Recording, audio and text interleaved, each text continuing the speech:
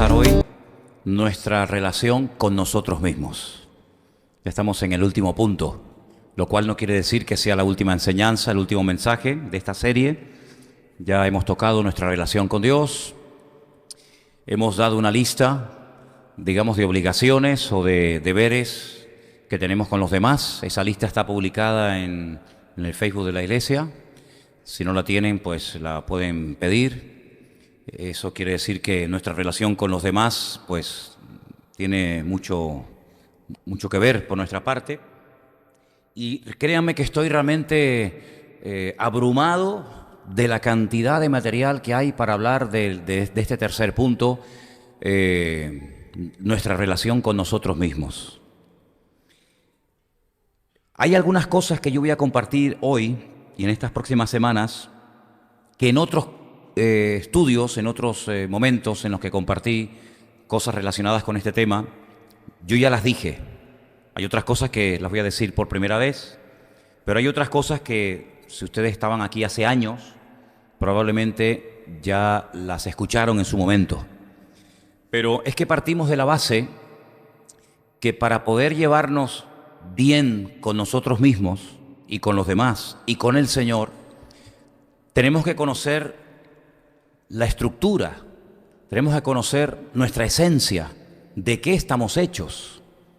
Cuando decimos, no, porque yo, ese yo, ¿quién habla? ¿Quién es ese yo que habla? ¿Quién hay detrás de ese yo?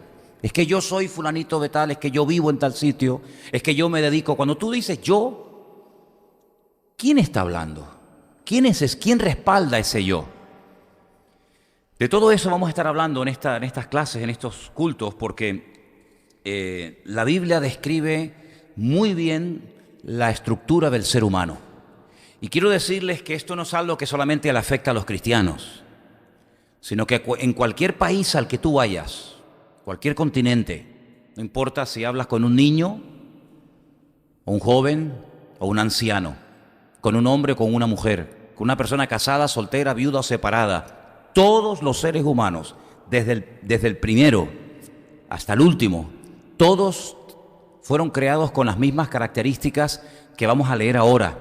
El primer versículo de la noche en Primera de Tesalonicenses, capítulo 5. Y eso es algo que tenemos que tener muy en cuenta para que todos y cada uno de nosotros comencemos a conocernos un poquito mejor y podamos de esa manera saber qué área de nuestra vida está actuando. Y mientras buscamos Primera de Tesalonicenses, capítulo 5, verso 23, los niños pueden pasar a sus clases, por favor, con las maestras. Los demás nos quedamos aquí. Y este primer versículo vamos a leerlo todos juntos, si les parece. Repito, Primera de Tesalonicenses, capítulo 5, versículo 23. ¿Lo tenemos, hermanos? Además, se lo ponemos fácil porque le ponemos ahí en la pantalla el texto. Vamos a leerlo juntos, ¿sí? Vamos. Y el mismo Dios de paz os santifique por completo, y todo vuestro ser, espíritu, alma y cuerpo, sea guardado irreprensible para la venida de nuestro Señor Jesucristo. Vamos a leerlo otra vez, por favor, bien fuerte, vamos. Y el mismo Dios de paz os santifique por completo, y todo vuestro ser, espíritu, alma y cuerpo,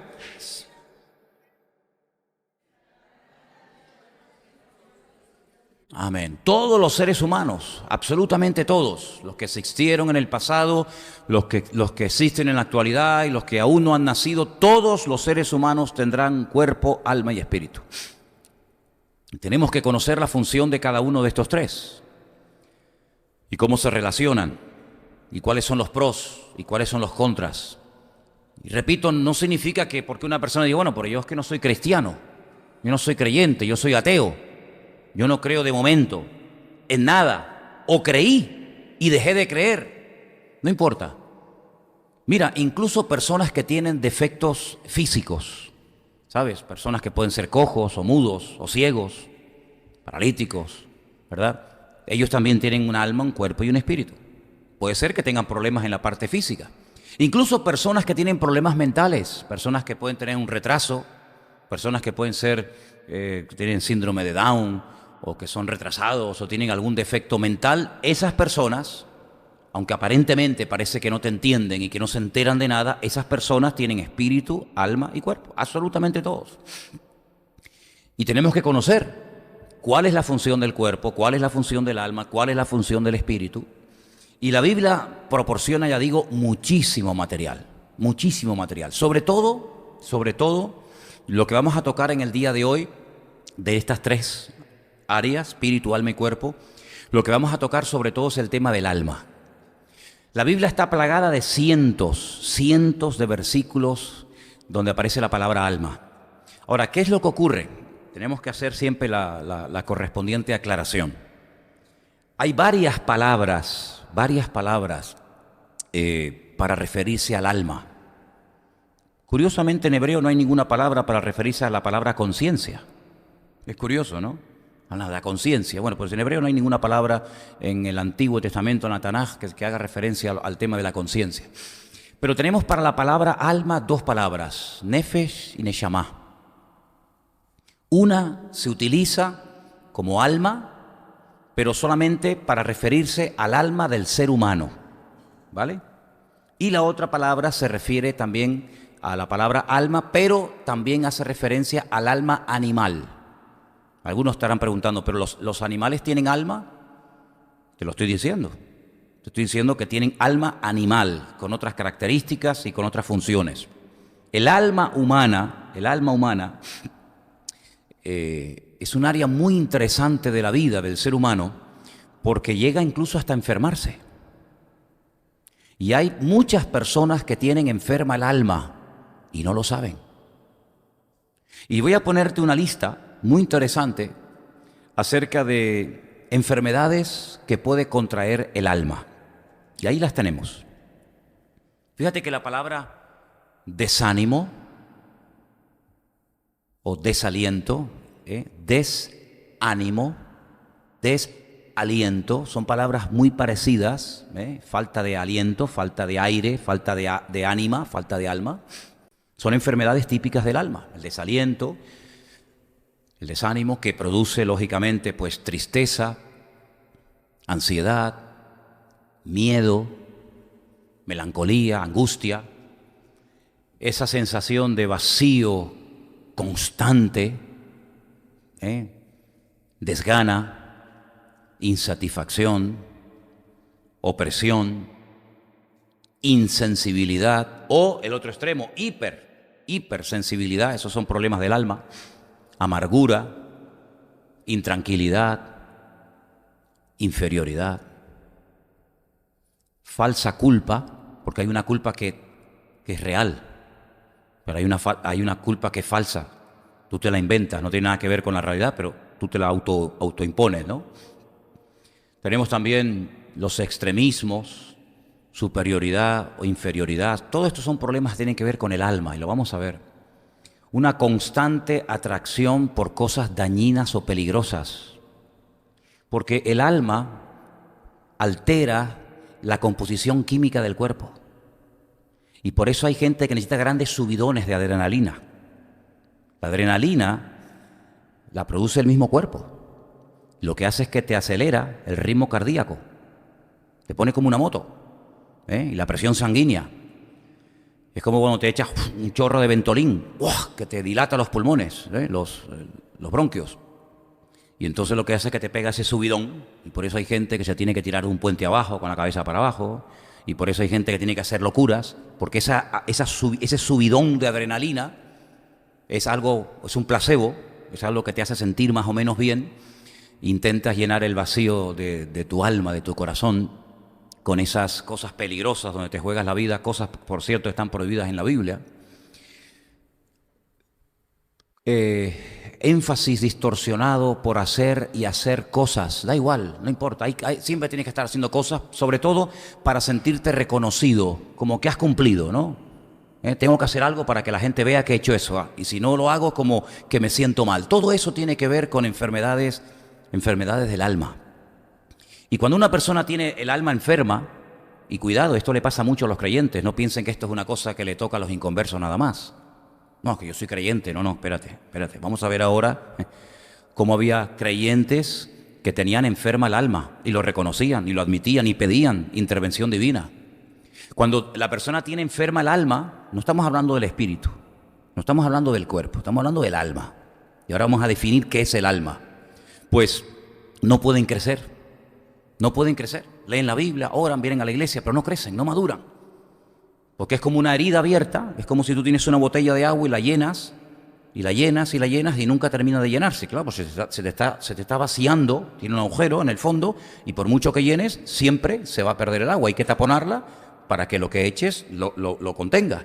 Entonces hay creyentes que no terminan nunca de crecer, de despegar, de madurar, porque tienen enferma el alma. Y cuando una persona tiene enferma ese área de su vida, pues no puede crecer, no puede madurar, no puedes tener estabilidad, tiene un problema emocional continuamente, problemas emocionales tremendos. Ahora te gusta una cosa, mañana te gusta otra, porque intentan llenar el vacío del alma con cosas y el alma no se sana de esa manera.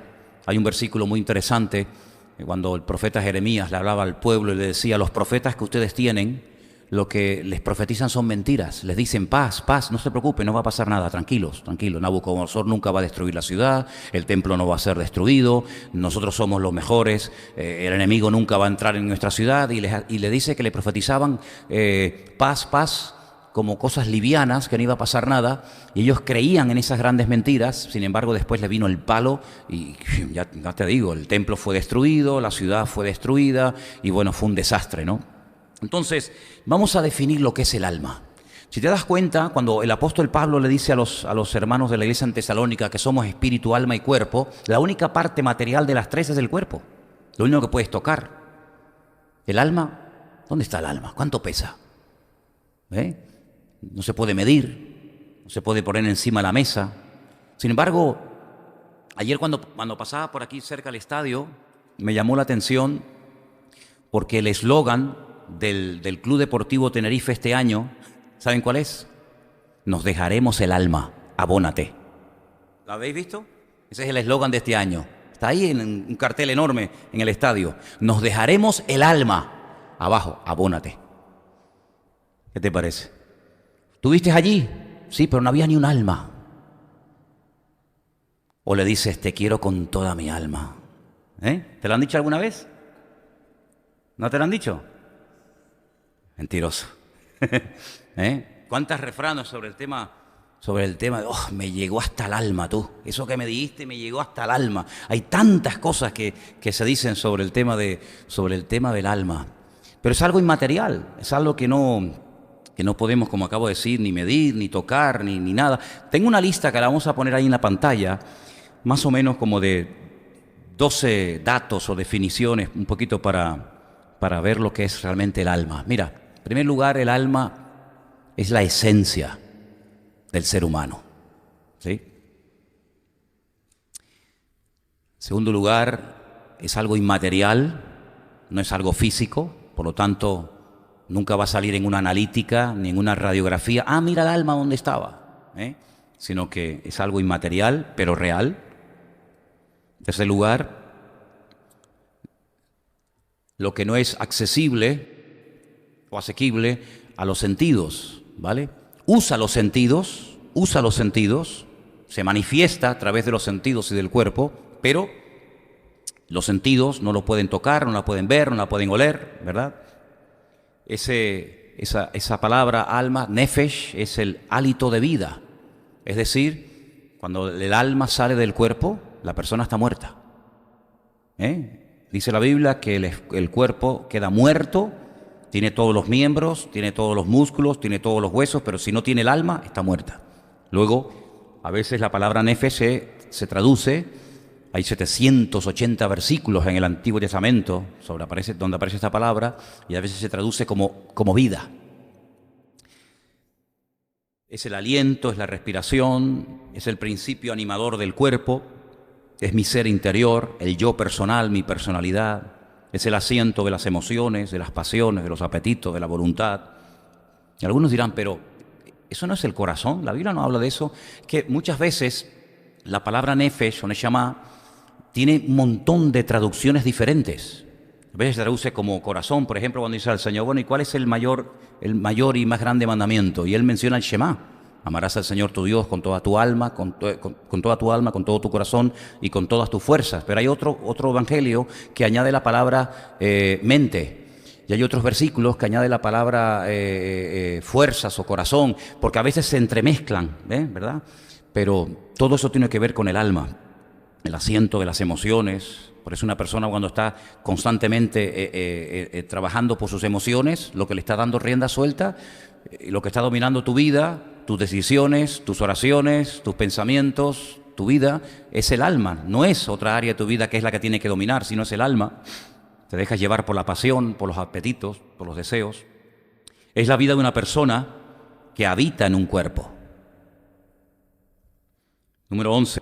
El vínculo entre la materia y el espíritu, entre lo inmaterial y lo material. Y como alguien dijo, y es una forma muy poética de decirlo, es la torre desde donde observa el espíritu. Bueno, es interesante porque el mismo Señor Jesucristo una noche en el huerto de Getsemaní le dijo a sus discípulos, hoy, me llama mucho, dice, hoy, que fue el día que pidió oración, mi alma está triste hasta la muerte.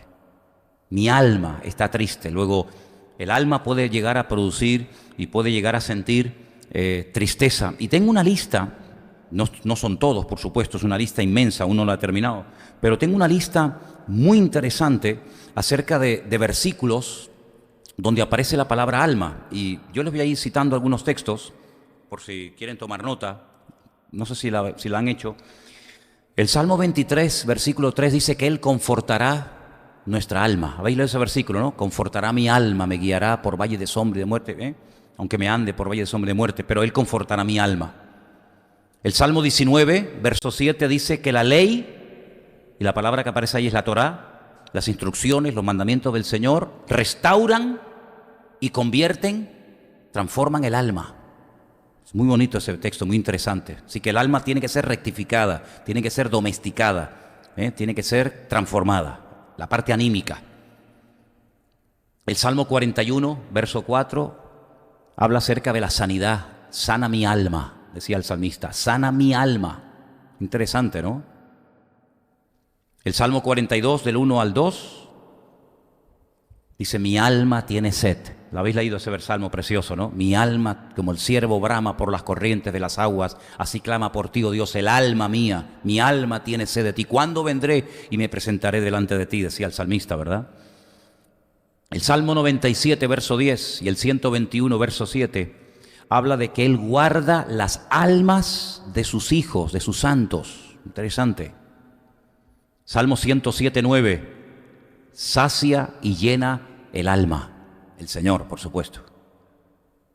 Vimos en la historia que se ha leído esta tarde, la parábola, que aquel hombre cometió un error garrafal. Confundió la temporalidad de lo material con la eternidad del alma. Él pensaba que porque había prosperado materialmente, y de hecho tomó una buena decisión. Dice, bueno, si no me cabe toda la riqueza y si no me cabe todo lo que tengo que hacer ampliaciones. Es como cuando José le dijo al faraón, mira, va a venir una abundancia tan grande que lo que tienes que hacer es tomar medidas y si tienes 10 graneros tienes que construir 1000 más, porque te va a venir tanta bendición y tanta abundancia que si no lo guardas la vas a echar a perder. Bueno, pues este hombre, imitando, vamos a decir así, entre comillas, el consejo que José le dio al faraón, pues él dijo, ensancharé los graneros y guardaré toda mi riqueza y le diré a mi alma, ahí estuvo el fallo. En lo anterior no, lo anterior estuvo bien. Tomó medidas para guardar la riqueza, pero él confundió, él creía que con aquellas riquezas el alma estaba ya salvada y el alma no se iba a condenar, y entonces el Señor le dice, tú eres un necio, porque esta noche te vienen a pedir el alma y lo que has atesorado no te sirve absolutamente para nada. Luego los bienes materiales no traen restauración, ni sanidad, ni alivio al alma, sino a veces todo lo contrario. Porque hay un versículo que dice que las muchas riquezas no dejan dormir y descansar al rico. Los que no tienen nada no se preocupan por nada, pero los que tienen mucho se preocupan por lo mucho que tienen, por si acaso lo pierden o se lo roban o sabe Dios. Seguimos. Saca mi alma de la cárcel. Ese versículo es buenísimo. Saca mi alma de la cárcel para que alabe tu nombre. Si estaba pasando un momento tan duro y tan difícil, el salmista, creo que en este caso era el rey David, que le costaba alabar a Dios, no podía alabar a Dios. Le costaba respirar. No, hay personas que dicen, ay, no sé lo que me pasa, pero me falta hasta el aire. Pues tienes enferma el alma. Desaliento, es falta de ánimo, falta del alma. Entonces el salmista decía, tienes que hacer algo, tienes que sacarme de la cárcel para que pueda alabar tu nombre, porque aunque quiera no puedo, porque mi alma está encarcelada. Es interesante notar que hay un tipo de mujeres en la Biblia que se les llama o se las conoce como mujeres cazadoras de almas. Interesante esto, ¿eh? Cazadoras de almas. Proverbios 6:26. Y también dice que el alma sin conocimiento perece y se desenfrena. Otro versículo también de Proverbios. Encontramos en el libro de Proverbios muchos versículos que hablan del alma, muchos. Y me he dado cuenta de que hay proverbios que hablan del alma corrompida, del alma que defrauda, del alma prosperada, del alma que se regocija por el deseo cumplido, ¿verdad? Muchas sensaciones que puede llegar a sentir el alma. Mateo 11:29, el Señor Jesucristo ofrece descanso para el alma cansada. No vamos a estar leyendo todos estos versículos porque ustedes se dan cuenta que es muchísimo el material que tenemos, pero si ustedes quieren pueden ir anotándolos y después tranquilamente en casa los pueden leer. Él ofrece descanso para el alma. Aquí no está hablando del espíritu, aquí no está hablando de la mente, aquí no está hablando del cuerpo, está hablando del alma, el alma cansada. Es interesante notar porque dice que al Señor hay que amarlo también con todo el alma, no solamente con todo el corazón, sino también con todo el alma. Primera de Tesalonicenses 5:23 hemos leído que tenemos que tener el alma santa y pura para la venida de nuestro Señor Jesucristo, no solamente el espíritu y el cuerpo, también el alma. Santiago 4:4 menciona un tipo de personas que dice que son de almas adúlteras. Interesante esto, ¿eh? Se puede ser un adúltero en el alma y se puede ser un adulto en el aspecto físico. Dice, ustedes son gente adúlteras en el alma. Interesante. Es como aquellas mujeres que dice que fueron viudas mientras el marido vivía, dice que vivieron en viudedad perpetua y el marido estaba vivo. Pues estos son adúlteros del alma. Dice que hay que encomendar el alma a Dios. Primera de Pedro 4:19.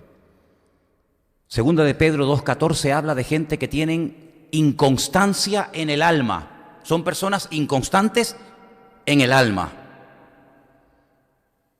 Juan dice en la tercera carta que escribe, en el versículo 2, dice que él desea al autor de la carta, perdón, al autor no, al destinatario de la carta, le desea que prospere su alma. En todas las cosas seas prosperado, pero también que sean prosperada tu alma. En el libro de Apocalipsis hay varios versículos que he encontrado acerca del alma. Por ejemplo, hay uno que dice que las almas de los mártires siempre están en la presencia del Señor. Y también habla de las almas de los decapitados. Interesante, ¿no? Almas de los decapitados, clamando por justicia delante de la presencia del Señor. Apocalipsis 18:13 habla de almas como mercancía.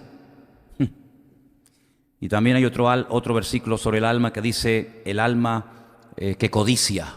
Es decir, hay tantos versículos, hay tanto material para hablar acerca del tema del alma.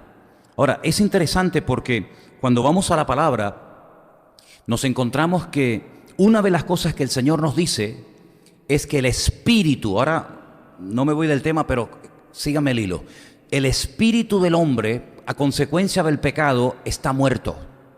¿Alguien puede leerme, por favor, Efesios 2:1? Vaya buscándolo y cuando lo tenga me levanta la mano y me dice que me lo va a leer. En Efesios 2:1 se nos da a entender que de las tres áreas que conforman el ser humano, espíritu, alma y cuerpo, el espíritu está muerto, pero puede llegar a tener vida por una experiencia que ahora explicaremos cuál es. ¿Quién tiene Efesios 2:1? Sonia, bien, bien fuerte.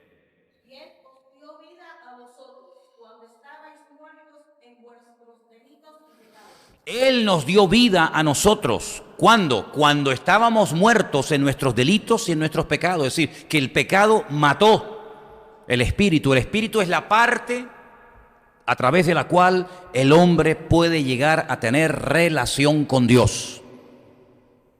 La parte espiritual del hombre quedó desconectada, sin cobertura, quedó muerta a consecuencia del pecado, porque la paga del pecado es la muerte, pero la muerte física y la muerte espiritual. Primero se muere espiritualmente y posteriormente físicamente. Cuando Adán y Eva pecaron, no murieron en el momento así, ¡pum!, cayeron fulminados los dos, siguieron con vida. Satanás le dijo, no moriréis, y ellos probaron del fruto del árbol prohibido y no murieron. Puede ser que en algún momento un mal pensamiento haya pasado por su mente y le haya dicho, ¿ves lo que yo te dije? ¿Comiste? Sí. ¿Tú comiste? Sí. ¿Qué tal? ¿Estaba rico? Sí. ¿Qué te pasó? Nada. ¿Estás igual? No has muerto. Dios es un mentiroso, te engañó. Sin embargo, en ese momento espiritualmente murieron, quedaron desconectados de la presencia de Dios, pasaron de un bando a otro, de estar bajo la soberanía y la cobertura del Señor, pasaron a estar bajo la cobertura y soberanía del diablo. Y por eso Dios le dijo, bueno, si ustedes no quieren estar conmigo, si ustedes prefieren hacerle caso a Él, si ustedes se han identificado con su mentira en vez de con mi verdad, fuera de aquí, y los echó, los expulsó de su presencia. Y nunca más volvieron. No es que a los 5 meses o a los 10 años dijeron, bueno, venga, va, ahora pueden volver. Nunca más, Adán y Eva nunca más volvieron. Y no es que el jardín del Edén no existía. El jardín del Edén existía en la época de Abel, en la época de Caín, en la época de tantas personas importantes de la Biblia. Y el jardín del Edén hasta el tiempo del diluvio siguió estando en el mismo sitio. No quedó destruido, ahí estaba el jardín del Edén, pero no se podía entrar, porque dice que Dios puso una protección sobrenatural que le impedía al ser humano regresar. Y el jardín del Edén fue destruido en el tiempo del diluvio, cuando toda la tierra fue anegada, cuando toda la tierra fue destruida. Ahí el jardín del Edén desapareció, pero hasta el tiempo del diluvio el jardín del Edén ahí estaba, pero ya no podían entrar, porque aquel lugar era como el símbolo o el tipo de la relación del hombre con Dios que quedó rota, y por eso tuvo que venir Cristo a volver a conectar al hombre con su creador. Y el espíritu, no la parte física. La parte física comenzó a deteriorarse. Por ejemplo, la mujer comenzó a tener menstruación, antes no. La menstruación es un resultado del pecado de Eva. Ella comenzó a experimentar dolores a la hora de parir, cosa que si antes hubiera parido antes del pecado, no hubiera parido sin dolor. Imagínate, yo pienso, ¿no? Tantas mujeres que paren con dolor y tienen 7, 8 hijos. Si no tuvieran dolor, tendrían 20 o 30, ¿no? Imagínate tú, ¿no? ¿Y el hombre qué empezó a sentir? Pues el hombre comenzó a perder humedad. El hombre comenzó a secarse. ¿Cómo? Pues perdiendo humedad, sudando. ¿Quiere decir que Adán no sudaba? No, Adán no sudaba. Pero a raíz del pecado el hombre comenzó a perder agua, comenzó a secarse. ¿Qué te parece? Y la tierra ya no era la misma. Si el pecado lo cambió todo, lo distorsionó todo, físicamente siguieron iguales, aunque ellos comenzaron a notar enfermedades, dolores y finalmente la muerte. El alma seguía estando viva, pero el espíritu quedó muerto. Y ahora ese versículo que se ha leído esta tarde, y Él os dio vida cuando estabais muertos en vuestros delitos y pecados. ¿A qué se refiere? Si yo no estaba muerto el día que fui a la iglesia y alguien me predicó del Señor, yo no estaba muerto, yo entré y salí por mi propio pie, nadie me llevó, nadie me cargó. Yo sentía, yo tomaba decisiones, yo iba de un lugar a otro, porque mi alma estaba dentro de mí, pero mi espíritu estaba muerto. Por eso el Señor llama a la experiencia de recobrar la vida del espíritu el nuevo nacimiento. Amén, hermanos. Dice, si no nacen de nuevo, y este concepto nadie lo enseñó jamás, ni Isaías, ni Jeremías, ni Daniel, ni nadie, sino solamente Cristo por primera vez emplea el término nacer de nuevo. Claro, por eso Nicodemo, que era un principal entre los judíos, dice, yo no entiendo esto, yo no sé a lo que te refieres, porque nunca nadie nos ha hablado de que hay que nacer de nuevo. Nos han dicho que hay que ir al templo a presentar sacrificios. Nos han dicho que tenemos que confesar nuestros pecados. Nos han dicho tantas cosas, pero el nuevo nacimiento es un concepto que yo no sé qué es. ¿Te refieres que tenemos que nacer otra vez? ¿Meterme en el vientre de mi madre y nacer? Y entonces el Señor se le queda mirando a este gran maestro del judaísmo, un gran rabino de la época, y le dice, pero ¿cómo es posible que tú, siendo maestro de Israel, maestro de la Torá, tú no sepas lo que te estoy diciendo? Tú has captado la letra, pero no has captado el espíritu de la letra. Y entonces le explica que hay que nacer del agua, hay que nacer del espíritu. Ah, amigo. Y entonces esa experiencia Es una experiencia que uno tiene que buscar y uno tiene que tener individualmente. Yo no puedo nacer de nuevo por usted, ni por fulano, ni por mengano. Es algo individual, algo personal. Usted puede haber nacido en un ambiente creyente, en un ambiente cristiano, pero eso no significa de que usted ya automáticamente es un hijo de Dios. Es una criatura de Dios, pero no es un hijo de Dios. Porque hijo de Dios no nace, se hace. No es por nacimiento, es por una experiencia que en un momento determinado de la vida tenemos. No somos hijos de Dios por nacimiento, sino por adopción, que es muy diferente. Y en este caso, el que va a ser adoptado tiene que tomar parte activa. No es como la adopción de los seres humanos con los niños, que el padre y la madre van a un lugar y dice, no, ese no. No, yo prefiero una niña. Ah, sí, mira, aquella. Y el padre o la madre eligen al que van a adoptar o al que no quieren adoptar. En este caso no. En este caso Dios quiere adoptar como hijos suyos a toda la raza humana. Pero la pregunta es, ¿quieres que yo te adopte? ¿Quieres que sea tu padre? Y algunos dicen no. Muy bien, pues ahí te quedas. Entonces es una experiencia personal, intransferible, individual, que nadie puede tomar por otro. Pero el tema del alma, el alma no murió cuando Adán y Eva pecaron. El alma estaba viva, pero el alma estaba ya contaminada. El alma estaba deteriorada. Y toda esa parte anímica, esa parte sentimental, esa parte emotiva, esa parte que muchas veces domina la naturaleza humana, es la que predomina hasta el día de hoy en muchos seres humanos. Y por eso muchas personas pues no le encuentran sentido a la vida y se aburren y se cansan y se enferman y se deprimen y buscan todo tipo de experiencias y de sensaciones, pero el vacío sigue estando.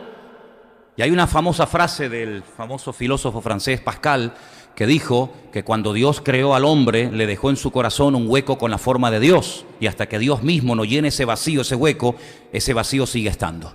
Y no importa la edad que tengas, no importa los estudios que tengas, no importa si tienes una capacidad económica descomunal o no tienes ni dónde caerte muerto, da igual, el vacío todo ser humano lo tiene.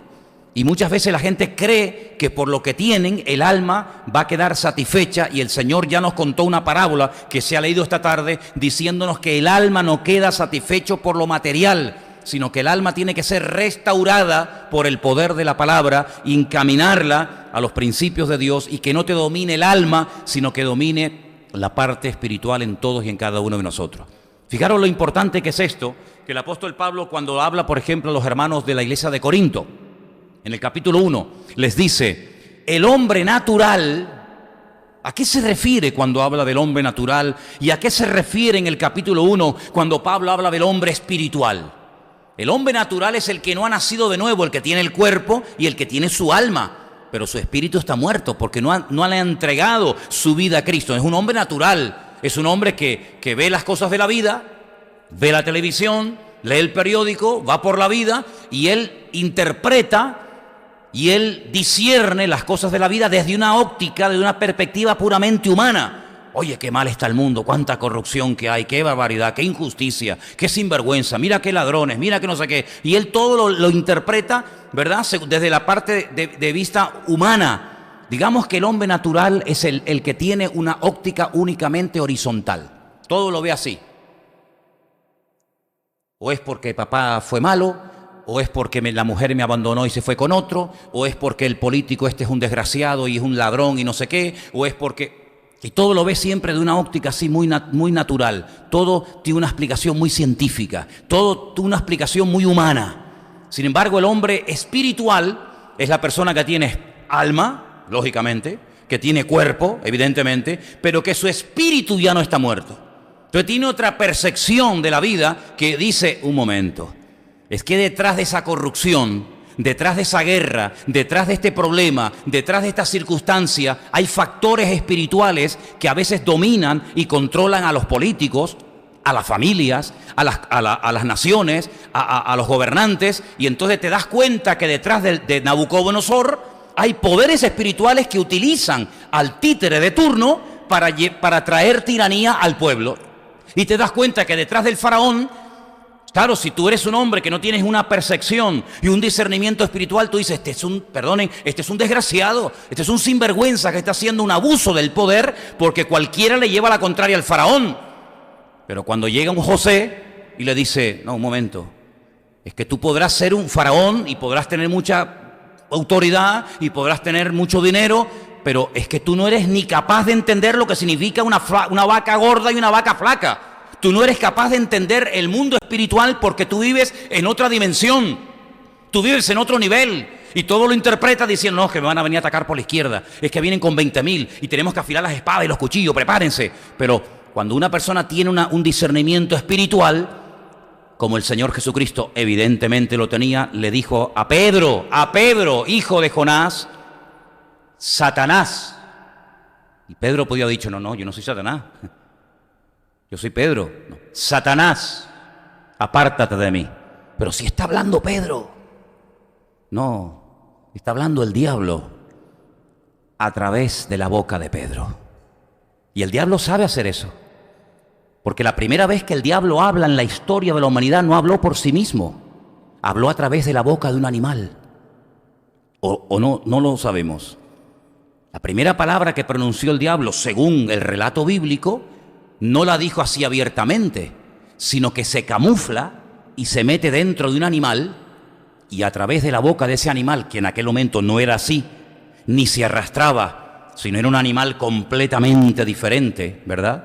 Porque la maldición fue que se arrastrara, después, previamente no, habla a través de la boca de ese animal y la mujer no se lleva una sorpresa, sino que la mujer entra porque seguramente quedó tan seducida y tan arrastrada por aquella voz tan hermosa, como aquellos marineros de la mitología quedaban prendidos cuando dicen que oían los cantos de la sirena y se iban contra las rocas porque pensaban que estaban allí aquellas sirenas, ¿verdad?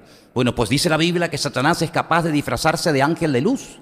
Satanás es capaz de disfrazarse de pastor, de político, de futbolista, de cantante, de pintor, de torero, de bombero, de lo que haga falta, con tal de llevar a la gente a su terreno. Y cuando te tienen en su terreno, amigo, ya eres hombre muerto, ¿te das cuenta? Entonces el hombre espiritual, y el más espiritual de todos sin lugar a dudas fue el Señor Jesucristo, era capaz de discernir que a través de un discípulo de él estaba hablando nada más y nada menos que el diablo. Y le dice, Satanás, apártate de mí. Increíble, ¿te das cuenta? Y así podemos ver, queridos hermanos, que cuando el alma no está bajo el señorío de Cristo, el alma domina y prevalece en nuestros pensamientos, en nuestras conversaciones, en nuestros sentimientos, en todas las y cada una de las áreas de nuestra vida, y por eso hay personas que llegan a tener el alma enferma. Y personas con el alma enferma son personas que no crecen, son personas que no maduran, son personas que no pueden ir más allá, son personas que no pueden profundizar en su conocimiento con el Señor, porque el alma herida es como una herida abierta, ¿verdad? Que no se cura con un placebo, no se cura con una tirita, sino con una intervención soberana del Señor, que es el único que puede sanar el corazón partido. ¿Cuántos dicen amén? Ahora, vamos a ir a distintos versículos de la palabra para que ustedes se den cuenta cómo a veces a la palabra nefesh, alma, que es la que generalmente se suele traducir, se le añade una palabra más. En Génesis 1:20, Génesis capítulo 1, versículo 20, dice, dijo Dios, produzcan las aguas seres vivientes,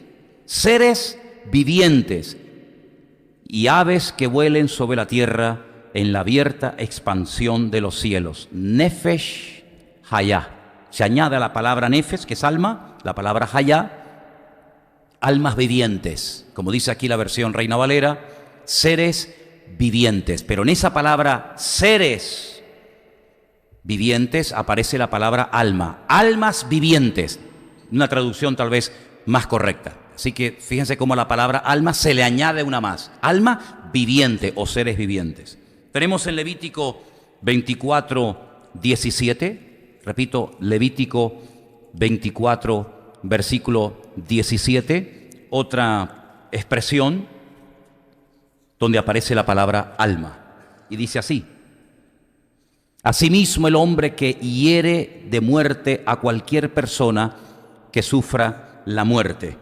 Y ahora aparece la palabra Nefesh Adam. Y aparece también la palabra alma, aunque uno lo lee en español y dice, pero ¿dónde está la palabra alma? Porque no aparece por ninguna parte, pero ahí aparece como vida humana. Luego, cuando se habla de la vida humana, no de la vida espiritual, de la vida humana, aparece la palabra alma. Tenemos también en Levítico 24:18, Bueno, ese lo hemos leído. Levítico 24, 17. Asimismo, el hombre que hiere de muerte a cualquier persona que sufra la muerte, el que hiere a algún animal, ha de restituirlo animal por animal. Y ahí la palabra que aparece es nefesh nehemah, alma animal. Una vez me preguntó una persona, ¿pero los animales tienen alma? Y le dije, sí. Dice, ¿dónde lo dice? Bueno, en español es complicado encontrarla. Pero la Biblia habla de alma humana y de alma animal, evidentemente. ¿Tienen los animales sentimientos? ¿Se emocionan? ¿Tienen recuerdos? ¿Se deprimen? ¿Se enfadan? Todo eso son funciones del alma. ¿Ustedes no han visto un perro deprimido? ¿Saben que en Holanda hay una clínica para loros deprimidos? El loro es un animal que vive un montón de años, 70 y pico, 80 años. Y comenzaron a darse casos de loros, de papagayos, de cacatúas, que comenzaron a arrancarse las plumas y no querían comer y se agachaban la cabeza y se quedaban como tristonas y se deprimían y se morían. Y descubrieron que era cuando el dueño se iba de vacaciones y se la dejaba a otra persona, se sentía como abandonada y entraba en depresión. Y entonces los holandeses, que son muy listos, pues inventaron una clínica. No sé cómo curan de depresión a un loro. Sinceramente no tengo ni idea qué terapia utilizan. Si lo sacan de paseo, lo llevan al loro parque a ver a otros primos o a ver otras partes de la familia, no sé cómo lo hacen, pero también se deprimen. ¿No han visto un perro celoso? ¿No habéis visto perros celosos? Ay, amigo, ¿coge celos un perro? ¿Cómo se puede poner celoso un perro?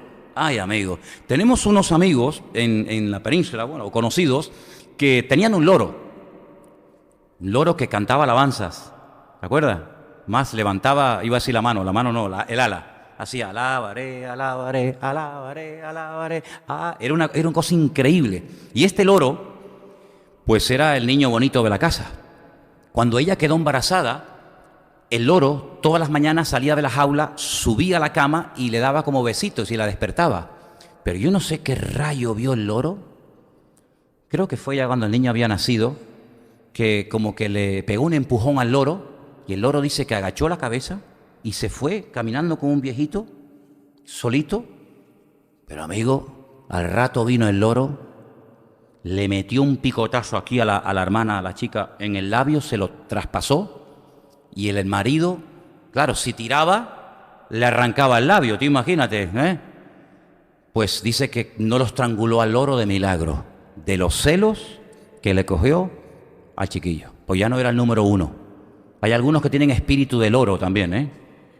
Ponen celosos cuando, ¿eh?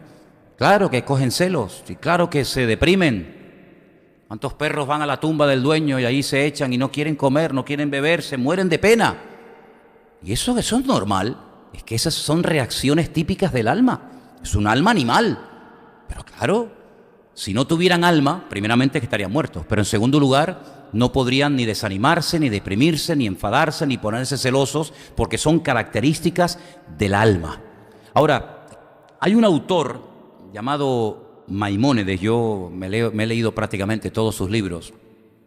Es un hombre que nació en España, vivió en Córdoba, murió fuera de España, en Israel, y él tiene un libro muy interesante que habla acerca de la estructura del alma. Claro, si tuviéramos un médico, él nos podría hablar, nos podría dar conferencias impresionantes acerca del aspecto humano, ¿no? Y del corazón, y del hígado, y del pulmón, y de esto y aquello, ¿no? Pero en ese libro he encontrado cosas muy interesantes acerca de la estructura del alma, que no vamos a hablarla todas hoy, pero sí se las voy a mencionar, porque el próximo día, Dios mediante, vamos a hablar de ello. Y las 5 facultades del alma, demostradas bíblicamente, son las siguientes. Hay una facultad del alma que se llama o se conoce como la facultad nutritiva o vegetativa. Ya hablaremos de ella en su momento. Facultad nutritiva o vegetativa. La facultad sensitiva es otra característica del alma. La facultad imaginativa. Ay, amigo, hay gente que vive en el mundo de la imaginación. Es bueno tener imaginación, sobre todo los niños tienen mucha imaginación. ¿Por qué? Porque en esa edad el alma domina mucho sobre la naturaleza del crío. El niño se imagina cosas impresionantes y no es que el niño esté loco, es que el alma tiene la capacidad de imaginar y de conservar incluso hasta llevar al terreno de la realidad, entre comillas, lo que imagina.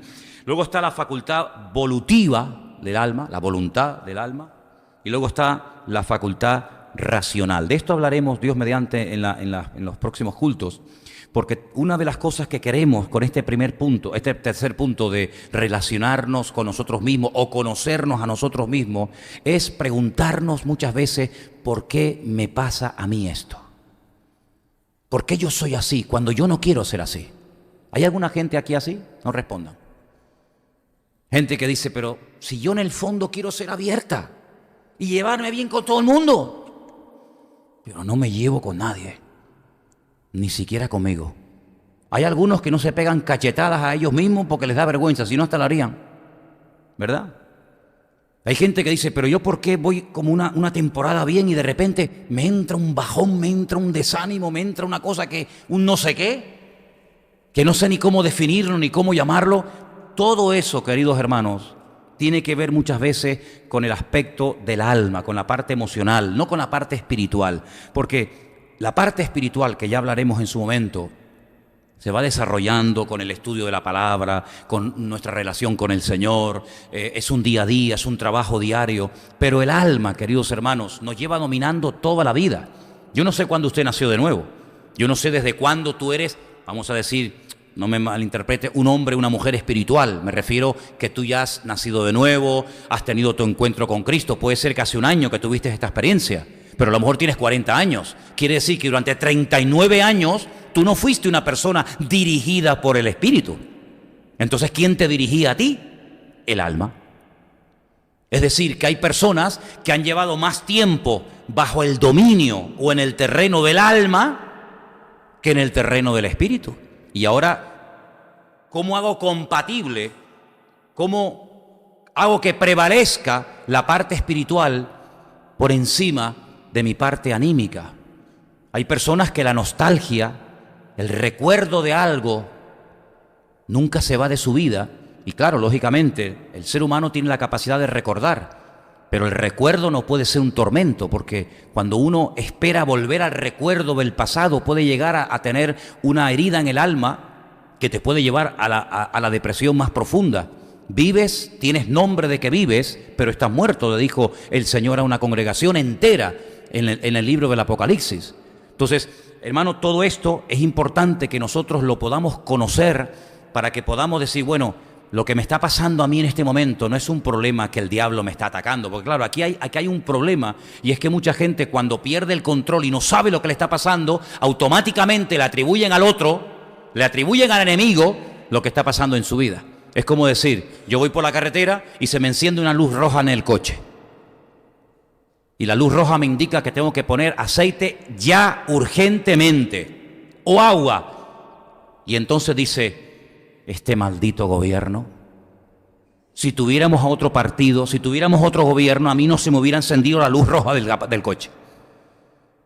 Tú puedes echarle la culpa a un agente externo, pero el problema es que tu coche se está quedando sin agua o sin aceite, y tú que eres el conductor, porque el coche no se va a poner aceite a sí mismo, ni agua, ni nada, tú que eres el conductor, el que manejas el volante, el que tienes la autoridad sobre esa máquina, tienes que tomar medidas urgentes. Y entonces aquí vemos, queridos hermanos, que tenemos al Señor como nuestra autoridad y como nuestra cabeza, pero Él no anula mi voluntad. Él no anula las facultades de mi alma. Pero ese alma me ha dominado durante tantos años y yo me he dejado llevar tanto y me he dejado arrastrar por las emociones y pasiones de mi alma, que ahora resulta que yo reacciono en base a lo que siento. Cuidado con eso. Hay gente que reacciona en base a lo que sienten. Y la pregunta es, ¿y si no sintieras eso, reaccionarías o te comportarías igual? Es tan complejo todo esto, ¿verdad, hermanos? Tan complejo todo esto. Por eso la Biblia nos describe cómo era Cristo como persona por dentro. ¿Verdad que no sabemos, porque la Biblia no lo dice, si era rubio o era moreno? Cada uno se lo imagina, ¿verdad? Dice, no, Jesús era moreno. No, pues yo me lo imagino rubio. Rubio, señor, rubio, por favor. Pues yo me lo imagino alto. Otro dice, yo no creo que fuera tan alto tú. ¿Y tú crees que era flaquito? Cada uno tiene una imaginación diferente. El alma, ¿verdad? Se va rienda suelta, amigo. Porque la Biblia apenas te da aspectos físicos de Cristo, pero ¿cómo era Él? La Biblia está plagada. No hay una máquina que haga así y te saque una fotografía del alma. Hay máquinas que te sacan fotografías del cuerpo, de lo externo, de lo material. Y ahí tenemos, mira qué foto me saqué. Y hay gente que está obsesionada, ¿no? Venga fotos, y así, y asado, y de todos los lados, ¿no? Ya no saben ni cómo ponerse. Y tenemos máquinas hoy en día que sacan fotografías de dentro de tu cuerpo, las famosas radiografías, ¿no? Y los escáneres y todo eso. Pero se ha inventado la máquina que fotografía el alma, el estado anímico, ¿verdad que no? Pero la Biblia es un libro extraordinario que, permítame la expresión, le sacó una fotografía a la esencia de Cristo. Y encontramos en las bienaventuranzas, ¿verdad?, la descripción de la naturaleza humana de Cristo. Cómo se emocionaba, cómo lloraba, lo que sentía, lo que le hacía estar bien, lo que le hacía estar triste. Y encontramos una descripción de la naturaleza humana de Cristo. Pero claro, las circunstancias de la última semana de su vida fueron tan terribles, la presión externa fue tan tremenda, que llegó un momento en el que su alma se estremeció y dijo aquello que lo dije al principio: mi alma está triste hasta la muerte. Pero en la cruz, en el peor momento de su vida, cuando está agonizando, cuando su cuerpo está a punto de dejar de existir, su parte humana, su parte material va a morir. Pero él dice algo tremendo: Padre, en tus manos encomiendo mi espíritu. ¿Te das cuenta? Porque él sabía perfectamente que la parte espiritual es la que tiene que dominar por encima de la parte física o por encima de la parte emocional o anímica, que es la que está representada por la figura o por el término del alma, ¿verdad? Y por eso encontramos que el ser humano, el alma, desprende como un aroma y como un olor. Mira, hay un versículo en Isaías 3:20 que uno lo lee y dice: pero yo no veo eso. Vamos a leerlo un segundito, por favor. En Isaías 3:20 hay un versículo que uno dice: pero yo no encuentro eso. Isaías 3:20, mira qué texto tan interesante. Habla acerca del juicio, de la intervención divina sobre la tribu de Judá, cuya capital era Jerusalén. Todo lo que le va a pasar, todo lo que le va a acontecer. Pues en el capítulo 3, versículo 20, el Señor va describiendo la ruina, la destrucción, la aniquilación de la ciudad de Jerusalén. Y llega al versículo 20 y dice algo así: las cofias, los atavíos de las piernas, los partidores del pelo, los pomitos de olor y los zarcillos, los anillos y los joyeles de las narices, las ropas de gala, los mantoncillos, los velos, las bolsas. Y uno dice: ¿pero qué está describiendo aquí el Señor? El Señor está describiendo aquí todo lo que van a perder a consecuencia del pecado. ¿Y qué significa esto? ¿Para qué menciona las pulseras, los anillos, los frasquitos de perfume? ¿Se refiere única y exclusivamente a eso o hay algo más detrás de esto? Es como la descripción: dice, acuérdate, joven, de tu Creador en los días de tu juventud, antes de que vengan los días malos, ¿verdad? Y te habla de las ventanas, te habla de la cuenca de oro, te habla de tantas partes del cuerpo humano, de cómo se van a ir deteriorando, de las muelas, etcétera. Bueno, pues aquí exactamente igual. Y cuando llega y dice estos frasquitos de perfume, ahí menciona la palabra alma. Ya sé que en español no se ve por ningún lado, pero cuando habla acerca de esos frasquitos que llevaban las mujeres para ponerse perfume en cualquier momento, ahí aparece la palabra alma. Y es que el alma desprende un aroma, desprende una fragancia de vida o de muerte. La Biblia dice que para el Señor los que se pierden desprenden olor de muerte para muerte. Pero los que se salvan, esto es a nosotros, desprendemos olor de vida de Dios, de vida del Señor en nuestros corazones. Y por eso, amados hermanos, el diablo es como un perro sabueso, que te escondas donde te escondas, sabe dónde estás, porque tu alma, tu vida, desprende al mundo espiritual. Es igualmente con el Señor. ¿Dónde te vas a esconder del Señor si el Señor siempre te va a tener localizado? Si es que llevas dentro, ¿sabes? Es como cuando roban un coche oficial. Tú robas un coche de la policía y te van a encontrar sí o sí, porque el coche de la policía tiene un chip que saben en todo momento dónde está. O una ambulancia, o una guagua, muchísimos vehículos y cosas tienen ese chip que saben en todo momento dónde se encuentra. El ser humano tiene en su interior, tiene un chip, tiene algo que el diablo lo sabe localizar y el Señor sabe dónde te encuentras. Y por eso dice el salmista, ¿dónde me esconderé de tu presencia? Y el alma y el espíritu del ser humano es esa parte inmaterial que Dios ha puesto en todos y en cada uno de nosotros para demostrarnos que la vida es mucho más que lo que tenemos o tocamos o sentimos o vemos. Usted puede presentarme un pensamiento, usted puede mostrarme el amor que tiene hacia su hijo, hacia su mujer, hacia su marido, verdad que son cosas inmateriales, pero qué reales que son, ¿eh? Puede traer una persona depresiva, puede traer una persona desanimada, su desánimo en una botella, en una caja, y podemos verlo, tocarlo, medirlo, pesarlo. No. Luego no existe. ¿Cómo que no existe? No existe el amor, no existe el recuerdo, no existe la nostalgia, no existe el odio, no existe la venganza. Claro que existe, pero son cosas inmateriales, pero existen y son reales y dominan las relaciones humanas y dominan nuestra existencia. ¿Por qué? Porque el ser humano es mucho más que materia. Lamentablemente hay gente tan ignorante y tan torpe y han enfermado tanto el alma que no se dan cuenta de que la vida es mucho más de lo que podemos tocar o de lo que podemos acumular o de lo que podemos sentir. Y eso es a lo que la Biblia apunta. Por eso lo llama necio al hombre que guardó mucho patrimonio, ¿pero para qué? Pues para esta vida, porque para la otra, querido, no te sirve absolutamente para nada. ¿Cuántos dicen amén? Quiero que vayamos a algunos versículos en esta noche. Segunda de Samuel, capítulo 16, verso 14. Segunda de Samuel 16, versículo 14. Vamos a leerlo.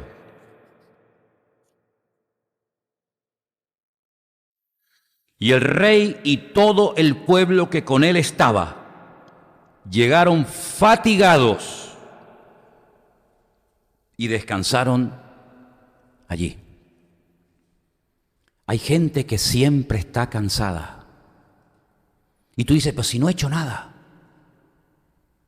Si me he levantado a las 3 de la tarde para que no se me hiciera tarde para dormir la siesta.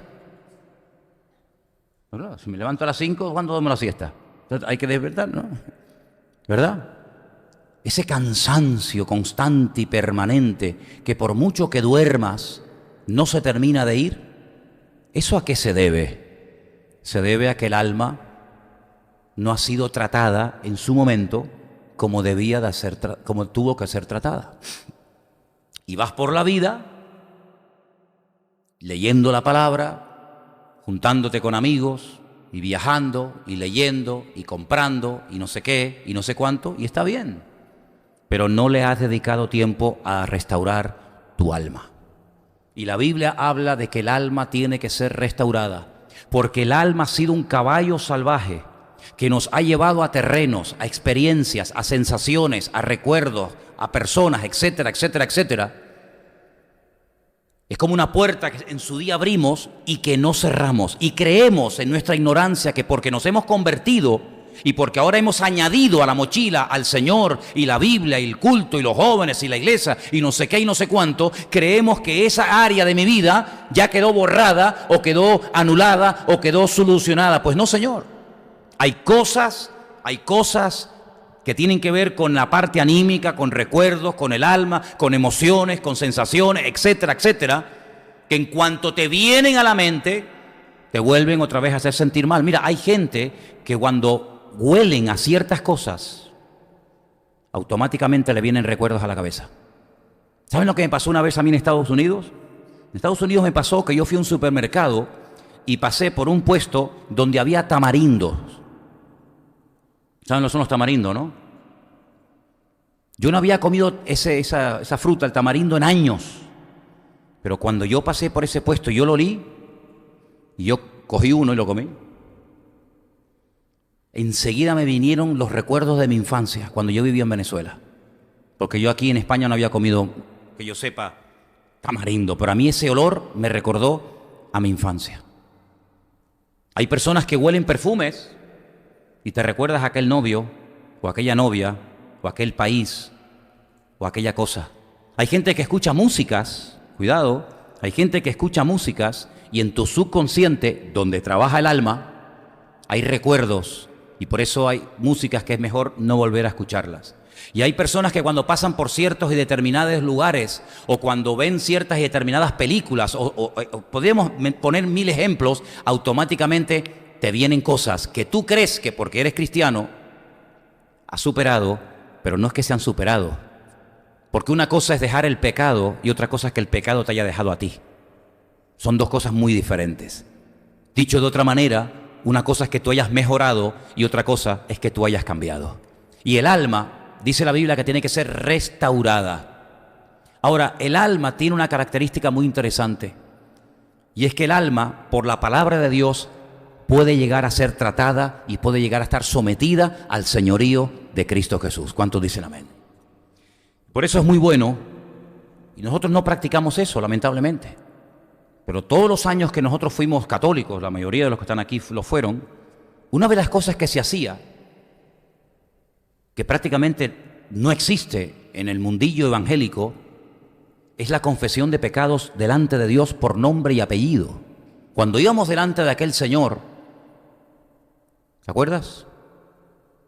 No era suficiente con decir, Padre, vengo arrepentido. No, Él te sacaba, por lo menos a mí. ¿Y cuándo fue? Bueno, dime cuándo fue. ¿Y con quién fue? ¿Y dónde fue? Y te hacía, un cuestionario que le contabas toda la vida. Porque la confesión de pecado no solamente era de llegar y decir, me arrepiento de mi pecado, pum, fuera, ya está. Sino que había que confesarlo con el deseo de no volver nunca más a cometer ese pecado. Y eso aquí en la iglesia evangélica se ha perdido.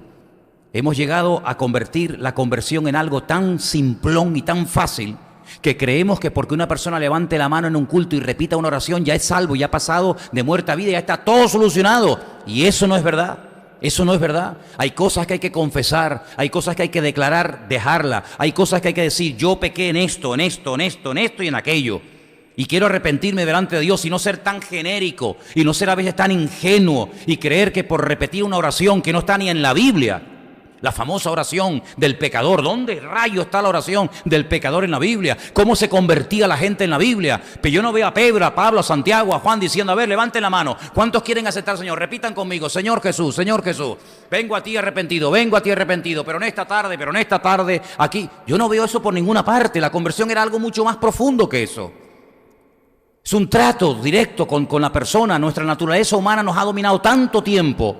Hemos hecho tanto tiempo la voluntad de la carne, la voluntad del alma, que ahora cuando llegamos al Señor nos cuesta subirnos al carro y nos cuesta cambiar del modelo y la filosofía de vida. ¿Por qué? Porque tu alma te ha estado dominando durante toda tu vida. Tú has sido un esclavo de las pasiones bajas de tu alma. Y no hablo de pecados vergonzosos, sino hablo a veces de cosas que Cristo no haría. Bueno, pues todo lo que Cristo no haría es lo que al alma le encantaría hacer y dominarte a ti.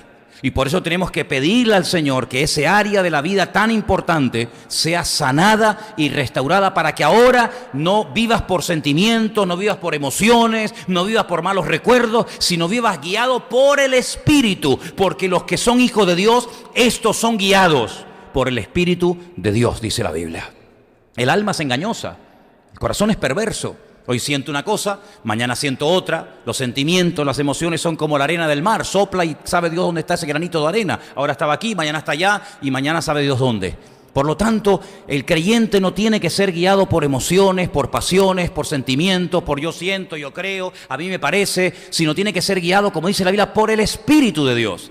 Porque dice la Biblia que esos son hijos de Dios, los que son guiados por el Espíritu de Dios. Pero ¿cómo van a ser guiados por el Espíritu de Dios si su espíritu no está conectado al Espíritu de Dios? Claro, en español, en nuestro idioma en el que trabajamos y nos movemos, resulta que nos encontramos muchas veces en la Biblia la palabra espíritu con mayúscula y la palabra espíritu con minúscula. Y uno dice, bueno, me imagino que cuando pone espíritu con mayúscula se referirá al Espíritu de Dios. Y cuando pone espíritu con minúscula, pues se referirá al espíritu humano. Pero, ¿sabe? Muchas veces no es así. Muchas veces no coincide, porque yo he estado leyendo un montón de versículos en esta semana donde muchas veces al espíritu humano se le pone con mayúscula. Cuando dice la Biblia, Padre, en tus manos encomiendo mi espíritu, ¿eso qué va? ¿Con mayúscula o con minúscula? Habrá que ir a la original. Habrá que ir a lo que dijo Cristo. ¿O Cristo no tenía espíritu? Porque si no tenía Cristo espíritu, ¿qué es lo que tenía? ¿Solamente alma? ¿Solamente cuerpo? ¿Qué espíritu fue el que Él le entregó al Padre? Claro, por eso en los textos originales, tanto en griego como en hebreo, hay palabras específicas para referirse a lo que verdaderamente quiso decir el Señor. El ruaj es espíritu. Sí, pero yo tengo ruaj, y tú, y todo ser humano. Pero cuando habla del ruaj hakodesh, ya es lo que llamamos o conocemos como Espíritu Santo, ¿verdad? Cuando dice el Señor a la samaritana, mira, ustedes adoran lo que no saben. Ustedes adoran cualquier cosa. Le está haciendo referencia cuando adoraban los becerros de oro, ¿se acuerdan? Aquellos becerros que levantó Jeroboam, que le dijo, estos son vuestros dioses, no bajéis a Jerusalén a adorar a Dios. Aquí están vuestros dioses, no hace falta que bajéis allí. Ustedes adoran lo que les digan. Nosotros, los judíos, adoramos lo que sabemos. Y le dice a ella, porque la salvación, lo dijo el Señor a la samaritana, Juan capítulo 4, la salvación viene de los judíos. Se lo dijo él a ella. Y ha llegado el momento cuando ni en este monte ni en aquel monte. Va a llegar el momento, y el momento ha llegado ya, cuando el Padre busca adoradores que le adoren en espíritu y en verdad. Y ahora ese espíritu, ¿cómo lo ponemos? ¿Con mayúscula o con minúscula? Ay, amigo, ¿te das cuenta el lío que nos montamos muchas veces? Los traductores de la Biblia, el lío que montan muchas veces cuando dice, si quiere que le adoren en espíritu y en verdad, se refiere a mi espíritu, se refiere a su espíritu. Cuando vas a Romanos capítulo 8, te dice que el espíritu, y ahí lo pone con mayúscula, en Juan 4 lo pone con minúscula. ¿De qué quedamos? En Romanos capítulo 8 dice que el Espíritu, mayúscula, intercede por nosotros con gemidos indecibles, y ahí está haciendo referencia al Espíritu Santo. Y en Juan 4, cuando le dice hay que adorar en espíritu y en verdad, lo pone con minúscula. Te das cuenta como a veces no solamente es cuestión de leer, sino de estudiar y saber realmente lo que quiso decir el Señor. Entonces, lo que quiere el Señor mostrarnos a partir de este estudio que comenzamos hoy es que nos quiere elevar a un nivel superior en cuanto a nuestra relación con el Señor. Todos y cada uno de nosotros tenemos una parte anímica, tenemos una parte emocional, una parte sentimental. Y eso no es malo. Si yo siento, si yo recuerdo, es porque el Señor me ha dado la capacidad de poder sentir, de poder recordar, de poder tomar decisiones. Pero cuidado, ahora nosotros ya no vivimos para nosotros mismos. Ahora tenemos a un dueño, a un Dios, una cabeza, una autoridad, que es el Señor. Y ahora yo no le informo a mi Señor lo que siento o lo que creo que voy a hacer. No. Ya esa etapa de mi vida se acabó. Esa es la parte anímica, esa es la parte del alma. Voy a hacer esto y aquello. Hermano, quiero que oren por mí porque mañana voy a hacer esto y aquello. ¿Quién lo va a hacer? ¿Quién te ha dicho que lo hagas? ¿Y quién te ha dicho que se tiene que hacer así? A lo mejor es al revés de lo que tú has decidido. Es el alma la que está dominando, la que está controlando. Sin embargo, cuando el Señor Jesucristo, que sabía la Biblia de memoria, porque Él era la Biblia encarnada, imagínate el nivel, cuando Él llega al Padre le dice, que no se haga mi voluntad, sino la tuya. Yo pregunto, y termino, si en ese momento se hubiera hecho la voluntad del Señor, ¿hubieran salido las cosas como tenían que salir? ¿O hubiera ocurrido algo totalmente diferente a lo que leemos en los últimos capítulos del Evangelio de Mateo, Marcos, Lucas y de Juan? Si en ese momento, repito, la voluntad personal e individual del Señor se hubiera hecho, ¿para qué tuvo que orar que no se haga mi voluntad, sino la tuya?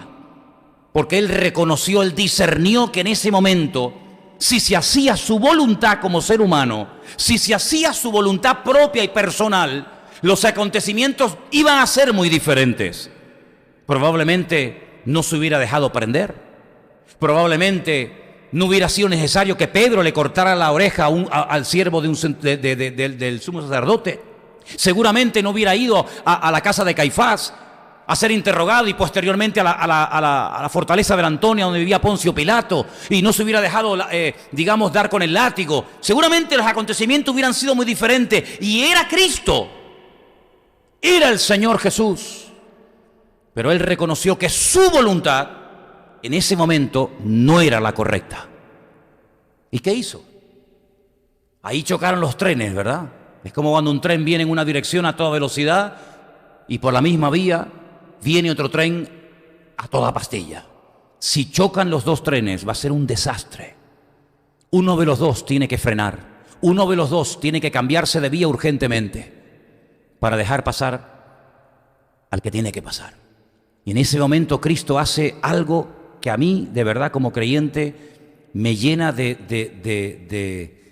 gozo y de alegría, ver que mi Señor Jesucristo, el que nunca había pecado, nunca había pecado hasta ese momento, ni nunca pecó, hizo algo increíble. Renunció, puso por tierra su voluntad y dijo que no se haga mi voluntad, sino la tuya. Es decir, tuvo que tomar una decisión que cambió el rumbo de la historia. Sin esa decisión, tú y yo no estaríamos sentados en esta tarde escuchando su palabra en esta iglesia. Amén. Fíjate hasta qué punto podía haber cambiado el rumbo de la historia, la eternidad, el cielo, el infierno, la salvación, etcétera, si en ese momento él no hubiera renunciado a su voluntad.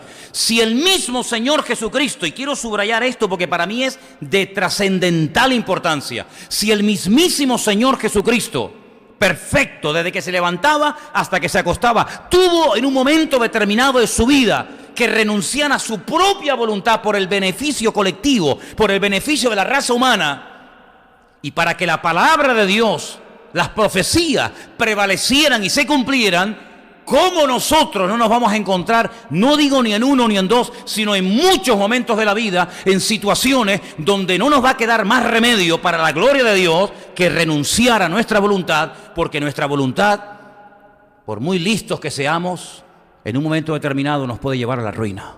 ¿Lo captas o no? ¿Lo captas o no? Luego el riesgo que corremos por darle rienda suelta a lo que siente hacer el alma en un momento determinado puede ser catastrófico. Catastrófico. Por lo tanto, tenemos un tema en nuestras manos, creo que muy interesante, y debemos de pedirle al Señor que comience a tratar con ese área de la vida de la cual se habla muy poco, muy poco de ese área, pero que yo creo que tiene que ser algo a lo cual tenemos que dedicarle tiempo, porque en cierta medida el éxito, el fracaso nuestro como creyentes y como seres humanos dependerá muy mucho de lo que vamos a hacer a partir de hoy con el tema del alma. ¿Quién va a gobernar? ¿Quién va a dirigir mi vida? Ahí está el quid de la cuestión, y con la ayuda del Señor vamos a ir dando pasos y vamos a ir tratando con todas y cada una de las áreas del alma, cómo tratar con este área, cómo tratar con el tema de la imaginación. Mira, hay gente, hermanos, hay gente que están destruidos moral y espiritualmente porque viven bajo el dominio tirano de la imaginación. La imaginación los vuelve locos. Terrible. ¿Es pecado imaginar? No. Si fuera pecado, Dios no me hubiera dado la facultad de imaginar, pero cuidado. Yo tengo que saber hasta dónde puede llegar esta facultad de mi alma con el tema de la imaginación, hasta dónde puedo llegar, hasta dónde no puedo parar. Cuando muchas veces decimos, hermanos, ¿se imaginan ustedes cómo tuvo que ser cuando el pueblo de Israel salió de Egipto? Y utilizamos la imaginación, ¿verdad?, para ver cómo salieron los egipcios y cómo salieron vencedores de Egipto y cómo el faraón se ahogó con los carros, etcétera, ¿verdad? Está bien, pero cuidado. El Señor de mi vida no es don imaginación, ni don sentimiento, ni don emoción. El Señor de mi vida es mi Señor Jesucristo. ¿Cuántos dicen amén? Vamos a orar. Cierra tus ojos ahí donde estás. El jueves, Dios mediante, seguimos con esto Esto solamente ha sido una especie de introducción. Hay un montón de temas, un montón de versículos que vamos a ir analizando poquito a poco, Dios mediante. Lo vamos a hacer el jueves. Pero vamos aquí ahora a orar y pedirle al Señor: Señor, sana mi alma, Señor. Sana mi alma. Restaura mi alma, Señor. Saca, si es necesario, mi alma de la cárcel, para que alabe tu nombre. Toda sensación que no hayas puesto tú en mi vida, Señor. Toda sensación, todo sentir que no proceda del Espíritu de Dios, arráncalo de mi vida, Señor. Porque yo quiero sentir como tú sentías, y pensar como tú pensabas, y moverme como tú te movías, pero no guiado por una alma que ha quedado contaminada por el pecado y que me ha llevado muchas veces a terrenos y a áreas, a sensaciones que no glorifican tu nombre, Señor. Queremos pedirte de todo corazón que este área de nuestra vida, de la esencia nuestra como seres humanos, sea tratada por ti de una forma profunda, genuina y real, Señor. Te pedimos perdón por las veces que le hemos dado lugar a emociones, a sentimientos, a sensaciones que no son del Espíritu de Dios. Son producto de la carne que utiliza las pasiones bajas y a través del alma y del cuerpo se manifiestan y se hacen notorias y que no te dan gloria a ti, Señor. En el nombre de Jesús, sana nuestro ser más profundo, Señor.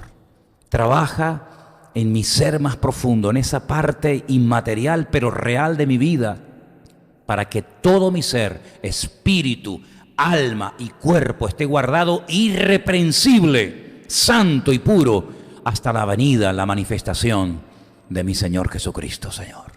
Te lo pido con todo mi corazón, que a partir de hoy me tome en serio este área de mi vida tan importante, de tanta influencia y repercusión, que yo pueda verdaderamente, Señor, vivir en libertad, disfrutando de la libertad gloriosa de los hijos de Dios.